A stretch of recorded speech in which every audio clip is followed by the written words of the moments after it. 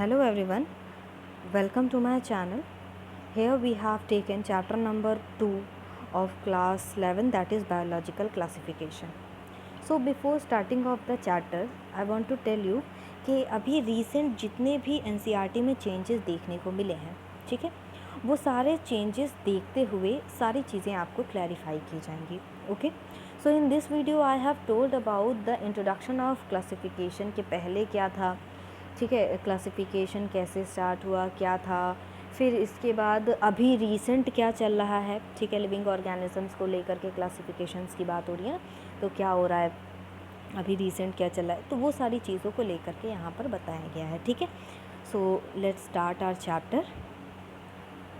यहाँ पर है कि जब से सिविलाइजेशन स्टार्ट हुई है, ठीक है, जब से सिविलाइजेशन स्टार्ट हुई है तो लिविंग ऑर्गेनिजम्स को क्लासिफाई करने के लिए बहुत सारे अटैम्प्ट्स होते रहे हैं, और वो ऐसे ही नहीं होते रहे हैं उन according to food, shelter, clothing, जो लिविंग ऑर्गेनिजम्स की जो नीड होती है एक, ठीक है, उसके बेसिस पे ऑर्गेनिजम्स को क्लासिफाई किया गया था. ठीक, तो एरिस्टोटल, जिन्हें हम लोग फादर ऑफ बायोलॉजी भी बोलते हैं, तो Aristotle was the one first, ठीक है, एरिस्टोटल पहले थे जिन्होंने ट्राई किया था, अटेम्प्ट किया था कि साइंटिफिक बेसिस पे वो क्लासिफिकेशन को कर पाए, बिकॉज इससे पहले the classification was not done on the basis of scientific things. तो अभी जो इन्होंने किया था वो साइंटिफिक बेसिस पे क्लासिफिकेशन इन्होंने ट्राई करने का कोशिश की थी.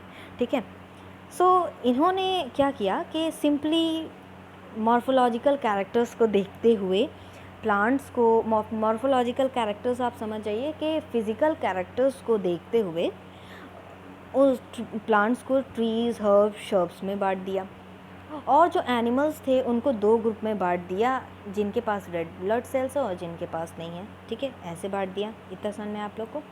फिर इसके बाद में लीनियस टाइम पे, Linnaeus was also a biologist, तो लीनियस के टाइम पे क्या हुआ कि टू किंगडम क्लासिफिकेशन का सिस्टम आया.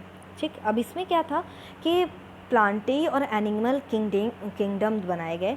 तो एनिमेलिया और प्लांटेई किंगडम में क्या था कि जितने भी प्लांट्स थे उनको प्लांटेई में डाल दिया गया, और जितने भी एनिमल्स थे उनको एनिमेलिया में डाल दिया गया, एनिमेलिया किंगडम में डाल दिया गया. लेकिन यहाँ पर क्या हुआ कि इस सिस्टम में जो प्रोकैरियोट्स होते हैं, यूकैरियोट्स होते हैं, या यूनिसेलुलर ऑर्गेनिज्म या मल्टीसेलुलर ऑर्गेनिजम्स होते हैं, प्रोकैरियोट्स, यूकैरियोट्स, ये सारी चीज़ें आप लोग जान रहे हैं ना कि वेल डिफाइंड न्यूक्लियस, किसी किसी का वेल डिफाइंड न्यूक्लियस नहीं होता है, और कुछ एक सिंगल सेल वाले होते हैं, कुछ मल्टी सेलुलर होते हैं ना. सो ये सारी चीज़ें उसमें डिस्टिंग्विश नहीं हो पाई थी कि कुछ फोटोसिंथेटिक भी होते हैं ना, जैसे ग्रीन एल्गी वगैरह हो गए, और कुछ नॉन फोटोसिंथेटिक भी होते हैं, तो ऑर्गेनिजम्स भी होते हैं, तो ये सारी चीज़ें उसमें डिस्टिंग्विश नहीं हो पाई थी. और बस सिंपल यही था कि प्लांट्स को प्लांट्स में डाल देना था और एनिमल्स को एनिमल्स में डाल देना था. ये सारे कुछ भी कैरेक्टर्स उसमें नहीं देखे गए. तो ये बहुत इजी हो गया था समझने के लिए कि क्लासिफिकेशन को, कि सारे जो ऑर्गेनिजम्स हैं प्लांट से रिलेटेड वो प्लांटेई में डाल दिए गए, और जो एनिमल से रिलेटेड है वो एनिमेलिया में डाल दिए गए. तो ये चीज़ तो क्लियर हो गई थी. बट बहुत सारे ऐसे ऑर्गेनिजम्स थे जो कि दोनों में ही नहीं फॉल कर रहे हैं, ना ही वो प्लांटेई में फॉल कर रहे थे, ना ही वो मतलब प्लांटेई किंगडम में आ रहे थे, ना ही वो एनिमेलिया किंगडम में आ रहे थे. दोनों में वो नहीं आ रहे थे. तो फिर इसके बाद कुछ और कैरेक्टर्स की भी ज़रूरत पड़ी कि उनको भी इंक्लूड करना चाहिए. ठीक है, तो जैसे कि अब उसमें था कि सेल स्ट्रक्चर को देख करके, नेचर ऑफ वॉल का नेचर कैसा है ना, और मोड ऑफ न्यूट्रिशन के, ऑटोट्रॉपिक, हेटरोट्रॉपिक, फिर हैबिटेट कैसा है, मेथड ऑफ रिप्रोडक्शन कैसा है, सेक्सुअली सेक्सुअल है, ठीक है, इवोल्यूशनरी रिलेशनशिप को देखते हुए. तो ये भी हुआ कि इन सारे कैरेक्टर्स को देखते हुए ये सारे फैक्टर्स भी इंक्लूड करने चाहिए. ओके, सो क्लासिफिकेशन सिस्टम्स को लेकर के, जो लिविंग ऑर्गेनिज्म के क्लासिफिकेशन सिस्टम को लेकर के काफ़ी सारे चेंजेस टाइम टू टाइम देखने को मिले. बट एक चीज़ कांस्टेंट रही उसमें, जो प्लांट और एनिमल किंगडम था वो नहीं चेंज हुआ. जितने भी सिस्टम्स थे, डिफरेंट जितने भी सिस्टम्स थे, या जितने क्लासिफिकेशन जब भी हुआ, तो उसमें एनिमल और प्लांट किंगडम सेम रहा, ठीक है। तो उसमें जो चेंजेस देखने को मिले कि कुछ ऑर्गेनिजम्स ऐड हुए जो कि पहले नहीं थे, वो ऐड किए गया या उनमें कुछ चेंजेस किए गए हैं, ठीक है, प्लांट्स या एनिमल किंगडम्स को में, तो वो सारी चीज़ें देखने को मिले। बट किंगडम जो था वो चेंज नहीं हुआ। और भी चेंजेस देखने को मिले, जैसे कि किंगडम्स के नंबर्स भी आगे बढ़े हैं, कि किंगडम्स भी बढ़ाए गए हैं उनके नेचर के बिहाफ पर। तो बहुत सारे साइंटिस्ट ने टाइम टू टाइम ये सारे चेंजेस भी किए हैं, ठीक। सो यहाँ पर ये एक टेबल दी गई है, ठीक है। तो ये इस टेबल को देखने के पहले इस पैराग्राफ को पढ़ लेते हैं कि इस पैराग्राफ में क्या दिया हुआ है, ठीक है। So R.H. Whittaker was also a biologist. इन्होंने 5 किंगडम क्लासिफिकेशन दिया, ठीक है। तो ये 5 किंगडम का नाम क्या था? Monera, Protista, Fungi, Plantae and Animalia. अब इन्होंने ये जो 5 किंगडम क्लासिफिकेशन दिया वो किस बेसिस पे दिया, ये भी मैटर करता है कि इसमें क्या क्या चीज़ें इंक्लूड थी कि 5 किंगडम क्लासिफिकेशन हुआ। तो इन्होंने सेल के स्ट्रक्चर के ऊपर, बॉडी ऑर्गेनाइजेशन के ऊपर, मोड ऑफ न्यूट्रिशन के ऊपर, रिप्रोडक्शन के ऊपर और फाइलोजेनेटिक रिलेशनशिप्स को लेकर के इन्होंने 5 किंगडम क्लासिफिकेशन को क्लासिफाई किया, ठीक है। सो अभी यहाँ पर ये देख लेते हैं थोड़ा सा इस टेबल को कि क्या क्या चीज़ें थी। यहाँ पर है कि जो किंगडम मोनेरा था उसका जो सेल टाइप था वो प्रोकैरियोटिक था, ठीक है, कि nucleus was not well defined, 1 chromosome was there, ठीक है, cell organelles was not present, ठीक है। और इसमें प्रोटिस्टा में यूकैरियोटिक थे, फंजाई में यूकैरियोटिक सेल टाइप था, प्लांटेई में भी सेल टाइप यूकैरियोटिक था, एनिमेलिया में भी यूकैरियोटिक था, ठीक है। तो अब आप चेंजेस देखने को मिला आप लोग को कुछ, ठीक। अब जो सेल वॉल था वो कैसा था? ये जो मोनेरा का जो सेल वॉल था वो नॉन सेल्यूलोसिक था, ठीक। इसमें प्रोटिस्टा में किसी में सेल वॉल प्रेजेंट थी। इसमें जो सेल वॉल प्रेजेंट थी वो काइटिन की बनी हुई थी, ठीक है। प्लांटेई में सेल्यूलोज प्रेजेंट रहता था सेल वॉल में, और एनिमेलिया में सेल वॉल था ही नहीं, ठीक है। अभी ये सारी चीज़ें जो दी हैं, अभी हम जब चैप्टर आगे प्रोसीड करने लगेंगे तो वो सारी चीज़ें I will tell you in detail, ठीक है। अब न्यूक्लियर मेम्ब्रेन की बात कर लें तो मोनेरा में nuclear membrane was absent because they were prokaryotic.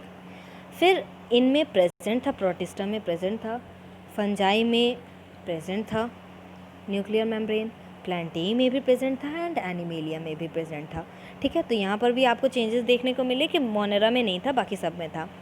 Body organisation कैसी थी? मोनेरा की सेलुलर थी, इट मीन्स कि सिंगल सेलुलर थी। Protista was also unicellular. Fungi जो थे वो मल्टी सेलुलर थे, इनके जो टिश्यूज़ थे आप कह सकते हो वो थोड़े लूज़ थे, बट ये मल्टी सेलुलर थे। इसमें आपको टिश्यूज़ और ऑर्गेन्स भी देखने को मिलेंगे प्लांटेई में, ठीक है। इसमें टिश्यूज़, ऑर्गेन सिस्टम, एनिमेलिया में वो सारी चीज़ें, ये सारी चीज़ें थी, ठीक। अब मोड ऑफ न्यूट्रिशन कैसा है पांचों किंगडम का? ये जो मोनेरा, प्रोटिस्टा, फंजाई, प्लांटेई, एनिमेलिया बताए गए। तो जो मोनेरा थे वो ऑटोट्रॉपिक थे, और प्रोटिस्टा जो थे वो ऑटोट्रॉपिक थे। Fungi was heterotrophic, it means कि वो दूसरों पे डिपेंड रहते थे, या सेप्रोफाइटिक, पैरासाइटिक आप कह सकते हो। फिर ऑटोट्रॉपिक प्लांटेई थे कि खुद से बनाते थे अपना खाना, और animalia was also a heterotrophic के दूसरों पे डिपेंड रहते थे, ठीक है। तो ये सारी चीज़ें थी। अब इसके बाद देख लेते हैं कि ये जो पैराग्राफ है ये नया ऐड हुआ है एनसीईआरटी में, ओके। 3 डोमेन सिस्टम भी प्रपोज किया गया, 3 डोमेन सिस्टम भी बताया गया। ये बेसिकली था इसमें क्या कि जो किंगडम मोनेरा था, ठीक है, किंगडम मोनेरा जो था उसको 2 डोमेन्स में बांटा गया, और बाकी जो यूकैरियोटिक किंगडम्स थे उनको 3rd डोमेन में बांटा गया, ओके। सो इस हिसाब से 6 किंगडम क्लासिफिकेशन हुए। इसके बारे में 12th क्लास में ज़्यादा डिटेल में दिया गया है, वो चीज़ें यहाँ पर बताई गई हैं। बस ये थोड़ा सा ब्रीफ में इसके बारे में बताया गया है कि 3 डोमेन सिस्टम भी प्रपोज किया गया था। उसमें किंगडम मोनेरा को 2 डोमेन्स में डिवाइड किया गया और जितने भी यूकैरियोटिक किंगडम्स थे जो बचे हुए उनको 3rd डोमेन में डाला गया। ठीक, फिर अब हम जब 5 किंगडम क्लासिफिकेशन को देखते हैं तो उसमें 5 किंगडम क्लासिफिकेशन किस तरह से क्लासिफिकेशन को इन्फ्लुएंस कर रहे हैं, क्लासिफिकेशन सिस्टम को इन्फ्लुएंस कर रहे हैं, वो सारी चीज़ें हम देख रहे हैं कि स्टार्टिंग में सब चीज़ प्लांट में डाल दी गई थी, एनिमल्स को एनिमल्स में डाल दिया गया था, कोई मतलब डिस्टिंग्विश नहीं था यूनिसेलुलर मल्टी सेलुलर में। लेकिन अभी यहाँ पर जब 5 किंगडम क्लासिफिकेशन हुआ तो अभी हम देखते हैं कि क्या क्या चीज़ें क्लासिफिकेशन सिस्टम में क्या क्या चीज़ें कुछ चेंजेस देखने को मिले। ठीक है, सो पहले जो क्लासिफिकेशन सिस्टम था उसमें जो बैक्टीरिया थे, ब्लू ग्रीन एल्गी थी, फंजाई थी, मॉसेस थे, फर्न्स, जिम्नोस्पर्म, एंजियोस्पर्म, ये सारी चीज़ें प्लांट्स के अंडर में थी ना, ये सारी चीज़ें किंगडम प्लांटेई में थी। बिकॉज ऐसा क्यों था? बिकॉज ये जो सारी चीज़ें थी ना, इनमें एक कैरेक्टरिस्टिक्स बहुत ज़्यादा कॉमन था कि इनके पास सेल वॉल थी, इन सब के पास सेल वॉल थी, इसीलिए इनको एक कैरेक्टर में डाल दिया गया था, मतलब कि किंगडम प्लांट किंगडम में डाल दिया गया था due to their cell wall, के सेल वॉल की कैरेक्टर्स की वजह से इनको एक साथ डाल दिया गया। फिर इसमें कई सारे ऐसे भी ग्रुप्स थे जिनको एक साथ डाल दिया गया था, जिनके कैरेक्टर्स डिफरेंट थे लेकिन फिर भी उनको एक साथ डाल दिया गया था। जैसे कि अगर प्रोकैरियोटिक बैक्टीरिया की बात की जाए, blue green algae just like cyanobacteria की बात की जाए, कुछ अदर यूकैरियोटिक ग्रुप्स की बात की जाए, तो ये सारी चीज़ें एक साथ आ गई थी। ठीक है, एक किंगडम में आ गई थी, एक साथ रख दी गई थी। ठीक है, इसमें unicellular organisms, multi cellular organisms भी एक साथ हो गए थे, जस्ट लाइक क्लैमाइडोमोनास और स्पाइरोगायरा को एक साथ रख दिया गया था। ठीक है, एल्गी में। और इसमें ये भी अगर सेल वॉल के ऊपर किया जाए तो इसमें ये भी अच्छे से क्लासिफिकेशन नहीं हो पाया था कि क्योंकि ये सारी चीज़ें भी प्लांट्स में सारी चीज़ें रख दी गई थी ना, तो किस बेसिस पे रखी गई थी? क्योंकि सेल वॉल के बेसिस पे सारी चीज़ें हो रही थी कि सेल वॉल जिसमें है उसको सब रख दिया, उसको सारा प्लांट्स किंगडम में रख दिया। ठीक है, तो इसमें ये भी चीज़ कैरेक्टरिस्टिक नहीं डिफ्रेंशिएट हो पा रहा था कि कौन से ऑर्गेनिजम्स है जो हेटरोट्रॉपिक हैं, कौन से ऑटोट्रॉपिक है, सब एक साथ डाल दिए गए थे। क्यों? क्योंकि उनकी जो वॉल कंपोजिशन है वो एक थी, मतलब कि जो उनका जो सेल वॉल थी वो प्रेजेंट थी, इसके बेसिस पे उनको एक कैरेक्टरिस्टिक पे डाल दिया गया था। जबकि अगर वॉल कंपोजिशन पे रखा जाए तो जो फंजाई हैं और अगर ग्रीन प्लांट्स की बात की जाए तो उनके जो सेल वॉल का जो कंपोजिशन है वो दोनों डिफरेंट है। ठीक है, फंजाई का जो सेल वॉल होता है, ठीक है, वो किसका बना होता है? काइटिन का बना होता है।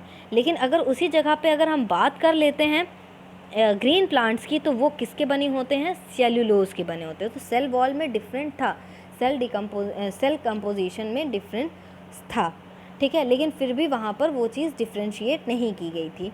जब ये सारे कैरेक्टर्स जब सामने आए, ठीक है, तो जो फंजाई थी, ठीक है, उनको सेपरेट कर दिया गया क्योंकि इनकी सेल वॉल थी, दैट वाज करेक्ट, बट इनकी जो सेल वॉल थी वो किसकी बनी हुई थी? काइटिन की बनी हुई थी। ठीक, तो इनको सेपरेट कर दिया गया और इनका एक अलग किंगडम बना दिया गया, उसको नाम दे दिया गया किंगडम फंजाई। अब इसके बाद में जितने भी प्रोकैरियोटिक ऑर्गेनिजम्स थे उनको किंगडम मोनेरा में डाल दिया गया और जितने भी यूनिसेलुलर यूकैरियोटिक ऑर्गेनिजम्स थे उनको किंगडम प्रोटिस्टा में डाल। किंगडम प्रोटिस्टा में क्लैमाइडोमोनास और क्लोरेला, ये दोनों जो कि पहले प्लांट्स किंगडम में थे, और क्योंकि इनके पास सेल वॉल थी, तो ये अब क्या हो गए थे? किंगडम प्रोटिस्टा में आ गए थे। और पैरामीशियम अमीबा जो कि एनिमल किंगडम में थे, ठीक है, ये भी अब किंगडम प्रोटिस्टा में आ गए थे। और ये पहले क्यों थे किंगडम एनिमेलिया में? बिकॉज इनके पास सेल वॉल नहीं थी। अब क्या थे कि अब ये दोनों ही क्लेमाइडोमोनास, क्लोरेला, एमीबा, पैरामीशियम, ये सारे किंगडम प्रोटिस्टा में आ गए थे। तो ये जो और कुछ ऑर्गेनिज़म्स हैं, ठीक है, जो कि पहले क्या थे कि अलग अलग क्लासिफिकेशंस को लेकर के ना, पहले के क्लासिफिकेशन को अगर हम देखें तो वो अलग अलग किंगडम्स में रखे गए थे, ठीक। लेकिन अब जो क्लासिफिकेशन किया उनमें कुछ ऐसे ऑर्गेनिज़म्स थे जो कि पहले अलग थे, वो अब एक साथ रख दिए गए, ठीक। तो जो चेंजेस हुए हैं वो आगे भी हमारी अंडरस्टैंडिंग पे डिपेंड करेगा और एवोल्यूशनरी रिलेशनशिप पे डिपेंड करेगा कि जो टाइम के साथ साथ अटेम्प्ट्स होंगे, ठीक है, तो उनमें बहुत सारे चेंजेस, इम्प्रूवमेंट्स देखने को मिलेंगे क्लासिफिकेशन में, ठीक है, ताकि जो हमारा क्लासिफिकेशन है वो और बेटर हो सके, ठीक है, और अच्छा हो सके, और ना केवल उनके मॉर्फोलॉजिकल, साइकोलॉजिकल, रिप्रोडक्टिव बेसिस पे, सिमिलैरिटीज़ पे, बट उनके फाइलोजेनेटिक मतलब इवोल्यूशनरी रिलेशनशिप को देखते हुए भी जो भी चेंजेस होंगे, इम्प्रूवमेंट होंगे, वो टाइम के साथ साथ क्लासिफिकेशन को और अच्छा करेंगे, ठीक है, और उसमें इम्प्रूवमेंट देखने को हमें मिलेगा। So in this chapter we will study about the characteristic of kingdom Monera, kingdom Protista, kingdom Fungi, जो कि RH Whittaker द्वारा दिए गए हैं ये सारे क्लासिफिकेशंस, तो उनके बारे में हम पढ़ेंगे। If I will talk about the kingdom Plantae and Animalia, so उनके ऊपर पूरा चैप्टर ही दिया हुआ है, तो हम लोग चैप्टर नंबर 3 और चैप्टर नंबर 4 में प्लांटे और एनिमल किंगडम से रिलेटेड ही सारी चीज़ें पूरे डीपली पढ़ेंगे। Okay, so see you in my next video. Thank you.